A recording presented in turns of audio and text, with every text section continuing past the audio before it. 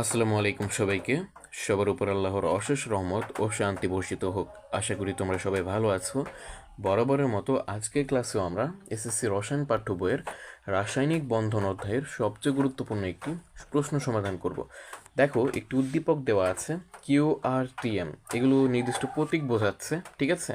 এখন এগুলো দ্বারা কিন্তু কোনো মৌলকে বোঝানো হয়নি, মানে এগুলো তো সরাসরি কোনো মৌলের প্রতীক নয়, ঠিক আছে। এগুলো দ্বারা মানে মৌলগুলোকে নির্দেশ করা হয়েছে যে এগুলো কোনো না কোনো মৌল হবে, কিন্তু সরাসরি এগুলো কিন্তু কোনো মৌলের প্রতীক নয়, ঠিক আছে। মানে কোনো মৌলের প্রতীক নয়, ঠিক আছে।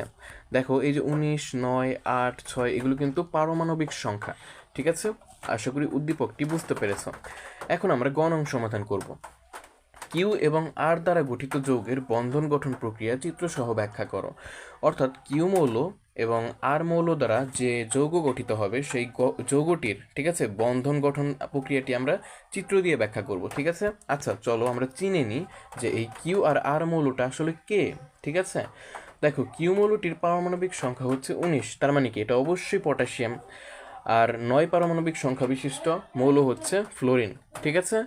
অর্থাৎ পটাশিয়াম এবং ফ্লোরিনের সমন্বয়ে আমরা একটা যৌগ গঠন করব, ঠিক আছে। এই যৌগটির বন্ধন গঠন প্রক্রিয়া আমরা চিত্রসহ ব্যাখ্যা করব, ঠিক আছে। দেখো দেখো প্রথমে আমরা কিছু বাংলা লেখা লিখে নেব, ঠিক আছে। একদম সহজ ভাষায়, একদম সবচেয়ে সহজে, একদম বানিয়ে বানিয়ে লিখবো, ঠিক আছে। কোনো মুখস্থ বিদ্যা হবে না, একদম মনে রাখবো শুধু, ঠিক আছে। কিন্তু বানিয়ে লেখার ক্ষেত্রে সাবধানতা অবলম্বন করতে হবে যে আমাদেরকে বিজ্ঞানসম্মতভাবে বানিয়ে লিখতে হবে, ঠিক আছে, যেন যেন সঠিক হয়। দেখো, উদ্দীপকের আর মৌলটি ফ্লোরিন। দেখো, ফ্লোরিনের ইলেকট্রন বিন্যাস দেওয়া আছে, তোমরা আশা করি ইলেকট্রন বিন্যাস করা পারো, 1s2 2s2 2p5।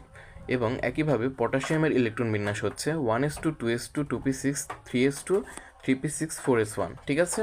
এখন পটাশিয়াম ও ফ্লোরিন মৌলদ্বয় দ্বারা গঠিত যৌগ পটাশিয়াম ফ্লোরাইড, ঠিক আছে। এর বন্ধন গঠনটা আমরা চিত্রের মাধ্যমে বর্ণনা করব, কিন্তু আগে কিছু বাংলা লেখা লিখে নেব, ঠিক আছে। দেখো, আমি তোমাদেরকে প্রতিটি লাইন বাই লাইন বুঝিয়ে দেব, ঠিক আছে। দেখো, পটাশিয়াম ক্ষার ধাতু এবং ফ্লোরিন অত্যন্ত সক্রিয় ধাতু, এই লাইনটার মানে কি? দেখো, পটাশিয়ামকে ক্ষার ধাতু কেন বলা হয়েছে? দেখো, পটাশিয়াম কিন্তু একটা ধাতু, কিন্তু কীরকম ধাতু? ক্ষার ধাতু। কেন? কারণ পটাশিয়াম পানির সঙ্গে বিক্রিয়া করে আমাদের ক্ষার উৎপন্ন করে, ঠিক আছে, মানে ক্ষারীয় পদার্থ উৎপন্ন করে, ঠিক আছে। আশা করি বুঝতে পেরেছ। আর পটাশিয়াম সর্বদা একটা ধাতু, আর ধাতু সর্বদা তোমার ইলেকট্রন ত্যাগ করে, তাই পটাশিয়ামকে ধাতু বলা হয়েছে। আর পটাশিয়াম যেহেতু পানির সঙ্গে বিক্রিয়া করে ক্ষার উৎপন্ন করতে পারে, ক্ষারীয় পদার্থ উৎপন্ন করতে পারে, তাই পটাশিয়ামকে আমরা ক্ষার ধাতু বলতে পারি বা বলবো, ঠিক আছে। আশা করি বুঝতে পেরেছ। এবং ফ্লোরিন কিন্তু অত্যন্ত সক্রিয় অধাতু, এর কথাটির মানে কি? আমরা জানি অধাতু সর্বদা ইলেকট্রন গ্রহণ করে, ঠিক আছে। এখন যেই অধাতু, ঠিক আছে, খুব পাগল, ঠিক আছে, যে ইলেকট্রন গ্রহণ করতে পারবে, অনেক ক্ষমতা বেশি, যে এখনই সে গ্রহণ করতে পারবে, মানে অনেক তীব্র আকাঙ্ক্ষা, ঠিক আছে। অর্থাৎ যেই অধাতুর তীব্র আকাঙ্ক্ষা, মানে সরাসরি এখন গ্রহণ করতেই পারবে, একদম এত প্রবল আকাঙ্ক্ষা ইলেকট্রন গ্রহণ করার, ঠিক আছে, সহজেই গ্রহণ করতে পারবে, তাকে বলা হয় ফ্লোরিন অত্যন্ত সক্রিয় অধাতু, মানে তাদেরকে সক্রিয় অধাতু বলা হয়, ঠিক আছে। আর অধাতু মানেই তো যারা ইলেকট্রন গ্রহণ করবে, তাই না? দেখো, আশা করি বুঝতে পেরেছ। সক্রিয় ধাতুসমূহ ইলেকট্রন ত্যাগ এবং সক্রিয় অধাতুসমূহ ধাতু কর্তৃক বর্জনকৃত, এখানে কিন্তু একটা কথা আছে, সক্রিয় অধাতুসমূহ, ঠিক আছে।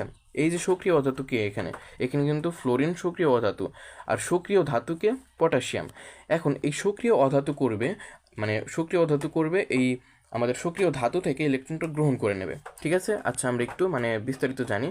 সক্রিয় অধাতুসমূহ ধাতু কর্তৃক বর্জনকৃত ইলেকট্রন গ্রহণ করে যথাক্রমে ক্যাটায়ন ও অ্যানায়ন গঠন করে, অর্থাৎ এক্ষেত্রে আয়নিক বন্ধন গঠিত হবে। আচ্ছা, ধাতু সর্বদা ইলেকট্রন ত্যাগ করে ক্যাটায়ন বা ধনাত্মক আধানযুক্ত আয়নে পরিণত হয়, তাই না? তোমরা অবশ্যই জানো।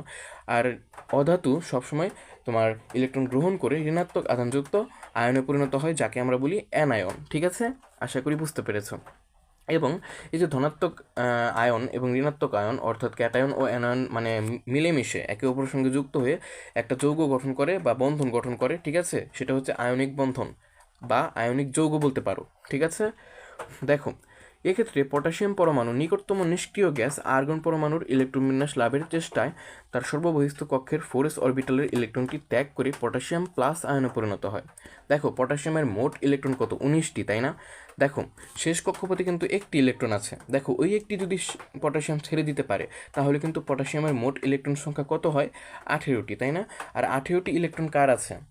অবশ্যই আর্গনের, তার মানে কি আর্গনের রূপ ধারণ করতে পারবে। ঠিক আছে, আশা করি বুঝতে পেরেছ। এখন এই যে দেখো, আর্গন পরমাণুর ইলেকট্রন বিন্যাস লাভের চেষ্টায় তার সর্ববহিস্থ কক্ষের 4s অরবিটাল ইলেকট্রনটি ত্যাগ করে পটাশিয়াম প্লাস আয়নে পরিণত হয়। ঠিক আছে, আশা করি এটুকু বুঝতে পেরেছ। অন্যদিকে ফ্লোরিন তার নিকটতম নিষ্ক্রিয় গ্যাস নিয়ন পরমাণুর ইলেকট্রন বিন্যাস লাভের চেষ্টায় ওই যে পটাশিয়াম ধাতু মানে ইলেকট্রনটা বর্জন করলো, ওই বর্জিত ইলেকট্রনটি গ্রহণ করে ফ্লোরিন মাইনাস আয়নে পরিণত হবে। ঠিক আছে, বা হয়। ঠিক আছে, আশা করি বুঝতে পেরেছো। এইভাবে ফ্লোরিন কিন্তু নিয়নের আকার ধারণ করে ফেলবে। ঠিক আছে, কারণ ফ্লোরিনের আগে ছিল 9টা ইলেকট্রন। ঠিক আছে, আর একটা ইলেকট্রন যদি সে খেয়ে ফেলে, বানিয়ে ফেলে, তাহলে কিন্তু 10টি ইলেকট্রন হবে। আর 10টি ইলেকট্রন কার আছে? নিয়নের, তাই না? তার মানে কি আমরা বলতে পারি ফ্লোরিন নিয়নের আকার বা রূপ ধারণ করবে। ঠিক আছে, আশা করি বুঝতে পেরেছ। এভাবে উৎপন্ন দুটি বিপরীত আধান বিশিষ্ট আয়ন পরস্পরের সঙ্গে স্থির তড়িৎ আকর্ষণ যুক্ত হয়ে পটাশিয়াম ফ্লোরাইড যৌগ গঠন করে। দেখো এখানে দুটি বিপরীত আধান বিশিষ্ট আয়ন কোনটা? এই যে ক্যাটায়ন এবং অ্যানায়ন। ঠিক আছে, ক্যাটায়ন এবং অ্যানায়ন পরস্পরের সঙ্গে স্থির তড়িৎ আকর্ষণে যুক্ত হয়ে পটাশিয়াম ফ্লোরাইড যৌগ গঠন করবে। ঠিক আছে, আশা করি বুঝতে পেরেছো। দেখো আমরা কিন্তু বাংলা বলে ফেলেছি। ঠিক আছে, আরও বেশি ভালো হয় যে তোমরা যদি এখানে যদি সংজ্ঞাটা দিয়ে দাও যে আয়নিক যৌগ কাকে বলে। ঠিক আছে, সংজ্ঞাটা দিয়ে দিলে আরও মার্কস পাওয়ার চান্স বেশি থাকে। ঠিক আছে, তোমরা আশা করি মানে সংজ্ঞা পারো। ঠিক আছে, এখন আমরা চিত্রটা দেখব। দেখো কীভাবে মানে ইলেকট্রনটা গ্রহণ হলো, বর্জন হলো। ঠিক আছে, সেটা আমরা এখন তোমাকে দেখাবো। দেখো সমীকরণটা লিখতে হবে। ঠিক আছে, কিভাবে হলো? এই যে দেখো পটাশিয়াম ইলেকট্রন, তাই না? দেখো পটাশিয়াম মাইনাস করে দিয়েছে, কি করে দিয়েছে? পটাশিয়াম একটি ইলেকট্রন মাইনাস করে দিয়ে ডান পক্ষে কি হয়ে গেছে? পটাশিয়াম প্লাস হয়ে গেছে, মানে একটা ইলেকট্রন ছেড়ে দিয়ে পটাশিয়াম প্লাস হয়ে গেছে।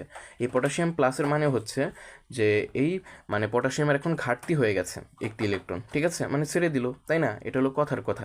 ঠিক আছে, এবং এই যে ফ্লোরিন দেখো সেই ত্যাগকৃত ইলেকট্রন, ঠিক আছে, এই ইলেকট্রনটাকে মানে গ্রহণ করলো, মানে প্লাস ইলেকট্রন। ঠিক আছে, ফ্লোরিন প্লাস ইলেকট্রন করার ফলে ডান পক্ষে গিয়ে ফ্লোরিন মাইনাসে পরিণত হয়ে গেছে।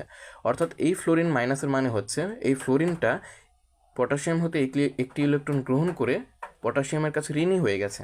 ঠিক আছে, আশা করি বুঝতে পেরেছ। আশা করি এগুলো তোমরা পারো। দেখো এখন আমরা যোগ করে দেবো। ঠিক আছে, মাইনাস ইলেকট্রন আর প্লাস ইলেকট্রন কাটাকাটি চলে গেলে কিছুই থাকে না। ঠিক আছে, এটা বাদ পড়ে যাবে। বাম পক্ষে আমরা পটাশিয়াম প্লাস ফ্লোরিন যোগ করে দেবো, আর ডান পক্ষে পটাশিয়াম প্লাস ফ্লোরিন মাইনাস করব। ঠিক আছে, এই যে পটাশিয়াম প্লাস ফ্লোরিন মাইনাস, এটাকে আমরা যদি একসঙ্গে করি তাহলে কি হয়? দেখো পটাশিয়াম প্লাস ফ্লোরিন মাইনাস, তারপরে কী রূপ নেয়? পটাশিয়াম ফ্লোরাইড হয়ে যায়। ঠিক আছে, মানে আমরা বাংলা যেগুলো লিখেছি, ঠিক আছে, সেগুলি কিন্তু আমরা সমীকরণের মাধ্যমে দেখাচ্ছি।